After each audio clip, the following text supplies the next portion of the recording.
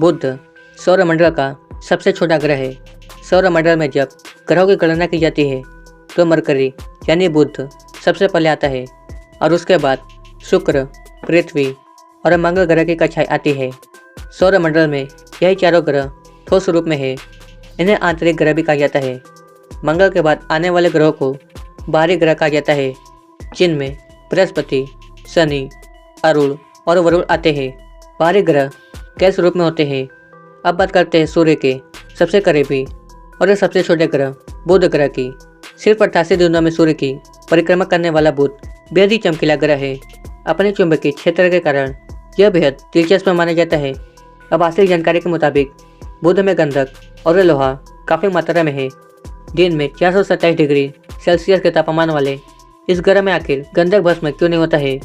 आमतौर पर ठोस गंधक 115 डिग्री सेल्सियस पर गलने लगता है, लेकिन बुध में ऐसा क्यों नहीं होता है?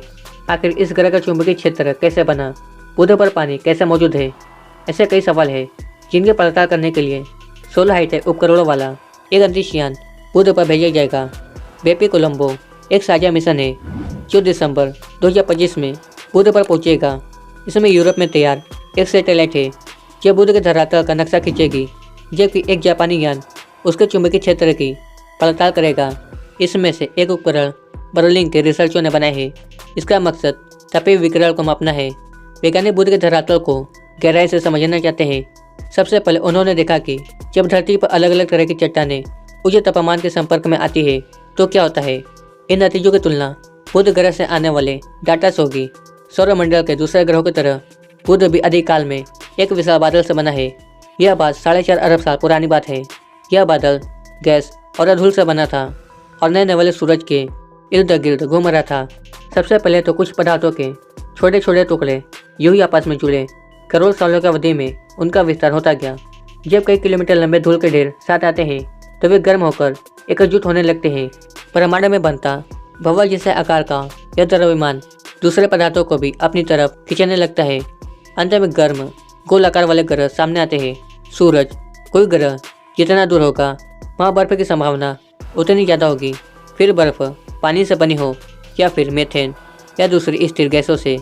यहाँ पर शनि जैसे विशाल गैस वाले ग्रह बने हैं, लेकिन सूरज के नज़दीक ठोस सतह वाले ग्रहों ने आकार लिया, जैसे मंगल, पृथ्वी, शुक्र और बुध। अमेरिकी अंतरिक्ष यान में संजय ने बुध की सतह की पड़ताल की। बुध पर पृथ्वी और मंगल की तुलना में ज़्यादा लोहा है। बुध पर गंधक यानी सल्फर और क्लोरीन जैसे तत्व पाकर वैज्ञानिक हैरान है। बर्लिन में डॉक्टर यू गर्न हेल्बर्ट इस अभियान से जुड़े हैं। वे कहते हैं कि ये ऐसे पदार्थ है जो इतने ज़्यादा तापमान में गायब हो जाने चाहिए थे, जैसे कि गंधक तो होना ही नहीं चाहिए था, लेकिन बुध के धरातल में 4.5% गंधक है। यह बड़ी हैरानी वाली बात है। तो सवाल यह है कि बुध कैसे बना और कहाँ पर बना? क्या बुध ने सूर्य के नज़दीक ही अपनी मौजूदा कक्षा में आकार लिया? अगर ऐसा है तो फिर वहाँ इतना ज़्यादा स्थिर सल्फर कैसे है? यह सौरमंडल के बनने की थ्योरी से मेल नहीं खाता है। क्या बुध का निर्माण पूरी तरह से कहीं और हुआ था, सूर्य से बहुत दूर किसी ठंडी जगह पर, या फिर गैस वाले विशाल ग्रहों के पास? हो सकता है कि किसी क्षुद्र ग्रह की टक्कर ने इसे कक्षा से निकालकर सूर्य के करीब पहुंचा दिया हो। उम्मीद है कि बुध पर भेजी जाने वाले नए मिशन से पता चलेगा कि यह ग्रह कहाँ बना और कैसे बना। जिस दुनिया में हम नहीं जा सकते हैं उससे जुड़े सवालों के जवाब भी मिल तो सकते हैं।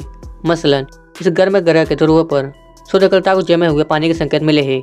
पानी जो कहीं भी जीवन जीने के लिए पहली जरूरत है। यह पानी गड्ढों में जमा है जो आदिकाल से पड़ रही परछाई में है और बहुत ही ठंडे है। यह एक सनसनी खोज थी। डॉक्टर यू एर्न हेल्बर्ट कहते हैं कि बुध में अभी बहुत सारे रहस्य छिपे हुए हैं। हमारे पास बहुत से विचार हैं ये कैसे बना। हमने बहुत से मॉडल बनाए हैं, लेकिन इस वक्त उनमें से कोई काम नहीं करा है। दूसरे शब्दों में हमारे पास पूरी प्लेट है और हम इससे बहुत सारे नए सवालों के जवाब के लिए इस्तेमाल कर सकते हैं। बुध ग्रह के बारे में ये छोटी सी जानकारी कैसे लगी हमें नीचे कमेंट कर जो बताएं। जानकारी पसंद है तो वीडियो को लाइक करें और ऐसे वीडियो देखने के लिए चैनल को सब्सक्राइब करें।